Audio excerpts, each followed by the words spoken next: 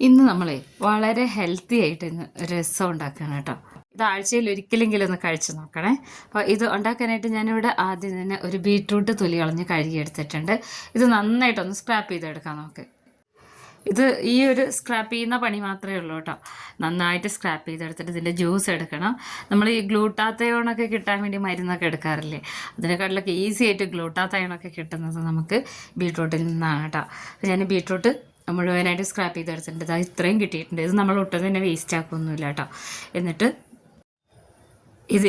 ഇത് രണ്ട് തരത്തിലാണ് നമ്മളിന്ന് വെക്കാൻ പോകുന്നത്. അപ്പോൾ ഇത് ആദ്യം നന്നായിട്ട് പിഴിഞ്ഞെടുക്കണം, ഇതിൻ്റെ ജ്യൂസ് എടുക്കണം. കുറച്ച് വെള്ളം ഞാനൊരു ബൗളിൽ എടുത്തിട്ടുണ്ട്. ഈ വെള്ളത്തിൻ്റെ മേലിൽ ഇതുപോലെ അരിപ്പ പാത്രം വയ്ക്കണം. ഞാനിവിടെ 2 കപ്പ് വെള്ളമാണ് എടുത്തിട്ടുള്ളത് കേട്ടോ. നമുക്ക് എത്ര വേണോ അത്രയും വെള്ളം എടുക്കാം.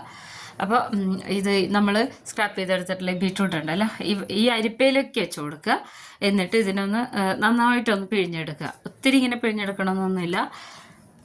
നമ്മൾ ഇത് കളയുന്നില്ല, ഒട്ടും തന്നെ കളയുന്നില്ല. ഇത് വെച്ച് നമ്മൾ തോരനുണ്ടാക്കുകയാണ്. അപ്പോൾ നമ്മൾ ജലദോഷം പനിയൊക്കെ ഇപ്പോൾ ഈ ചൂട് കാലത്തൊക്കെ തണുത്ത ഇതൊക്കെ കഴിക്കുമ്പോൾ വരാറില്ലേ, ആ ഒരു സമയത്തൊക്കെ ഇങ്ങനെ ഒന്ന് ചെയ്ത് നോക്കണേ. നല്ല എഫക്റ്റീവാണ് കേട്ടോ. ഞാൻ അങ്ങനെ ചെയ്തെടുത്തതാണ്. അപ്പോൾ അത് നന്നായിട്ടൊന്ന് ഞെരടി എടുത്തിട്ടുണ്ട്. എന്നിട്ട് ഇങ്ങനെ ഒത്തിരി ഇങ്ങനെ പിഴിഞ്ഞ് നല്ല ചെണ്ടി പോലെ ആക്കുന്നില്ല, ജസ്റ്റ് ഒന്ന് പിഴിയുക. എന്നിട്ട് ഞാനിവിടെ ഞങ്ങളിന്ന് പയറാണ് തോരൻ വയ്ക്കുന്നത്. അപ്പോൾ ഈ തോരൻ്റെ കൂടെ ഇതിട്ട് കൊടുക്കുകയാണ് ചെയ്യുന്നത് കേട്ടോ. കണ്ടോ? അപ്പോൾ ഇത് വേസ്റ്റായി പോകുമൊന്നുമില്ല. വേണ്ടാന്നുള്ളവർക്ക് കളയാം, നമുക്കിത് ചെടിയുടെ ചോട്ടിലൊക്കെ കൊണ്ടിട്ട് കൊടുക്കാം. ഞാൻ പക്ഷേ അങ്ങനെയല്ല ചെയ്യാറ്, ഈ ഒരു രീതിയിലാണ് ചെയ്യാറ് കേട്ടോ. എന്നിട്ട് നല്ലോണം പിഴിഞ്ഞെടുത്ത് ഈ ഒരു ബീട്രൂട്ടിൻ്റെ ബാക്കി ഭാഗങ്ങളുണ്ടല്ലോ അത് ഞാൻ മാറ്റി വെച്ച്, ഇനി ഈ വെള്ളമാണ് നമുക്ക് വേണ്ടത്. കണ്ടോ? ഇത്ര ഉണ്ട്. എത്ര വേണോ അതിൻ്റെ ഒരു 3/4 ഭാഗത്തോളം ഈ ബീട്രൂട്ടിൻ്റെ വെള്ളം നമ്മൾ എടുക്കണം കേട്ടോ. 1/4 ഭാഗത്തോളം മാത്രമേ മറ്റുള്ള ഇത് ചേർക്കുന്നുള്ളൂ. ഇത് കുറച്ച് വെളുത്തുള്ളി, ചെറിയ ഉള്ളി, ഇഞ്ചി, ഇത് 3ഉം കൂടെ നമ്മൾ എടുത്തിട്ടുണ്ട്. ഇനി ഇതിലേക്ക് 2 സ്പൂണോളം പച്ചമല്ലി എടുക്കണം കേട്ടോ. 2 സ്പൂൺ നിറയെ എടുക്കണമെന്നില്ല, 1.5 സ്പൂൺ എടുത്താലും മതി. അതുപോലെ തന്നെ നമ്മൾ കുരുമുളക് എടുക്കുകയാണ്. മുഴുവൻ കുരുമുളക് തന്നെ 1.5 സ്പൂണോളം, അത് രണ്ടും ഒരേ കണക്കിനാണ് എടുത്തിട്ടുള്ളത്. പിന്നെ നമ്മൾ എടുക്കേണ്ടത് 1 സ്പൂണോളം ജീരകമാണ് കേട്ടോ. രസത്തിൽ ജീരകം ഒഴിവാക്കാൻ പറ്റില്ല. എന്നിട്ട് മിക്സിയുടെ പൊടിക്കുന്ന ജാറിലിട്ടിട്ട് ഒന്നിങ്ങനെ ക്രഷ് ചെയ്തെടുക്കണം. ഇതൊന്നിങ്ങനെ ചതഞ്ഞ് കിട്ടാൻ വേണ്ടിയിട്ടാണ് കേട്ടോ. അമ്മിയൊക്കെ ഉണ്ടെന്നുണ്ടെങ്കിൽ ആ അമ്മിയുടെ മേലിൽ വെച്ചിട്ടൊന്ന് ചതച്ചെടുത്താൽ മതി. ഞാനിവിടെ ക്രഷ് ചെയ്തെടുത്തിട്ടുണ്ട്. പിന്നെ നമ്മളിതിലെടുത്തിട്ടുള്ളത് തക്കാളി, പിന്നെ കറിവേപ്പില, മല്ലിയില നമ്മൾ കുറച്ച് കൂടുതൽ എടുക്കണേ. 2 പിടിയൊക്കെ ഉണ്ടെങ്കിൽ നല്ലതാണ്. ഇനി ഞാനിവിടെ കടായി സ്റ്റവിൽ വെച്ചിട്ട് ചൂടായി വരുമ്പോൾ വെളിച്ചെണ്ണ ഒഴിച്ചു കൊടുക്കണം. വെളിച്ചെണ്ണയിലാണ് ഉണ്ടാക്കിയെടുക്കുന്നത് കേട്ടോ. ഒരു 3 സ്പൂണോളം വെളിച്ചെണ്ണ, 1 സ്പൂണോളം കടുകൊന്ന് പൊട്ടി വരുമ്പോൾ നമ്മൾ ചതച്ച് വെച്ചിട്ടുള്ള ഈ ഒരു കൂട്ടുണ്ടല്ലോ, രസക്കൂട്ട്, അത് ഇതിലേക്ക് ഇട്ട് കൊടുക്കുകയാണ് ചെയ്യുന്നത് കേട്ടോ. 2 തരത്തിൽ ഞാൻ ഇതിൻ്റെ മുന്നേ രസ പൗഡർ റെഡി ടു മിക്സ് ഉണ്ടാക്കുന്നത് കാണിച്ചിട്ടുണ്ടായിരുന്നു. അപ്പോൾ അത് വേണ്ടാന്നുള്ളവർക്ക് ഈ ഒരു രീതിയിൽ ഉണ്ടാക്കാം, കുറച്ച് വെറൈറ്റി ആയിട്ട് ഉണ്ടാക്കാം. പിന്നെ നമ്മളിത് ചോറിൻ്റെ കൂടെ കഴിക്കുന്നതിനെക്കാട്ടിലും നമ്മൾ വെറുതെ നമ്മൾക്ക് ഇതുപോലെ ജലദോഷമൊക്കെ വരുമ്പോൾ ഈ ഒരു രീതിയിൽ കഴിക്കുന്നത് നല്ലതായിരിക്കും കേട്ടോ. രസം നന്നായിട്ടൊന്ന് മൂപ്പിച്ചെടുക്കണം. രസ പൗഡർ ഇട്ടപ്പോൾ പറയുന്നുണ്ടായിരുന്നു പുളി കുറച്ച് കുറവാണെന്നുള്ളത്. ഞങ്ങൾ ഈ ഒരു ലെവലിലാണ് കേട്ടോ പുളിയൊക്കെ ഉപയോഗിക്കുന്നത്.